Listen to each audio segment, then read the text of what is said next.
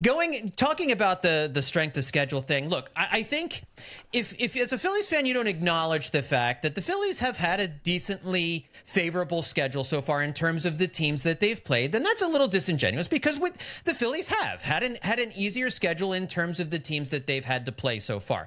Now, they haven't had an easy schedule in that they haven't had many off days because of this series in London coming up next month. They've had to stack more games early in the season than other teams. But that being said, I don't think it's unreasonable to look at what the Phillies have done and say, has it been aided a little bit, probably by a favorable schedule? Sure, that's fine. You know, and I think that if people want to say like they're not going to play 700 baseball all year when their schedule gets harder, well, no, duh. Of course they're not going to play 700 baseball once the schedule gets a little bit harder. That's not the bar we're setting here.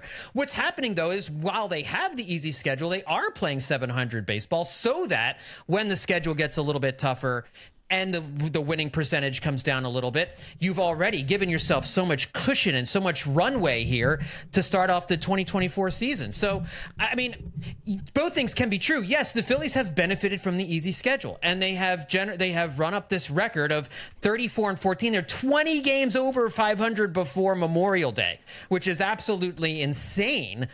And they've done it, thankfully, because they haven't played a ton of great teams. But, you know, as we've also said, there's just not a lot of great teams in baseball right now. Why do we have to reestablish this every year? That what's happening now will not be what's happening later for anybody, because it is a long season and nothing in baseball lasts, including not just like, oh, the Phillies' success this year, but also, guess what, Braves? Eventually, your run of first-place titles ends. I'm not even saying it's definitely this year that it ends. Right, it but might not be. It ends. It does. Yeah. Doesn't matter if it's the Phillies' golden era of 5 years or the Braves' golden era of like 14 years of winning the division, in which they only won the World Series once. This never lasts. That's the whole point. It's why it's a hot streak or a slump or, you know, all these other terms that just indicate there is a time stoppage for whatever is happening currently in baseball. I mean, that's just how it works. And we got to reestablish that every year. Well, the other shoe's going to drop eventually. Yeah, it is. Well, they can't play 700 ball all the time. That's correct.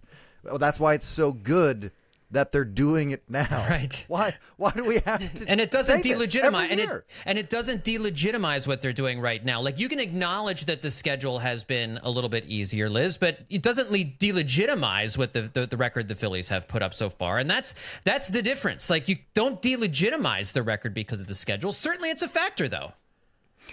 It is, but like, I don't understand criticizing the Phillies for playing the schedule they've been given. It's because they're pointless.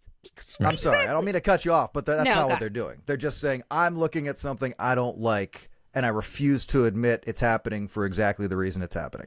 The Braves aren't playing that well, and the Phillies are playing really well. They just don't want to admit that, so they turn to the schedule, and we've been talking about it for weeks because of that. Sorry. I don't mean to cut you off, but like, that's just, they're not doing. We're talking about having like a genuine conversation about the schedule, and they're just not doing that. It's not genuine. Yeah, it's not genuine. I mean, in looking at the schedule, like, they have some tough spells coming up, but again, it's not their fault that some of the teams in baseball suck and they're playing them at a certain time of the year. Like, you can't, that's just not an argument. I'm frustrated by it to no end because it's the only one they have. And finding out that the Braves announcers, the Braves are making excuses for Ronald Acuna. Something a few years ago, need excuses.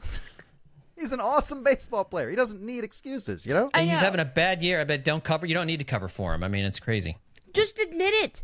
Just admit it. That's one thing that they seem to have the biggest problem doing, which is admitting that their team is not perfect and there's something needs to be worked on. They can't do it.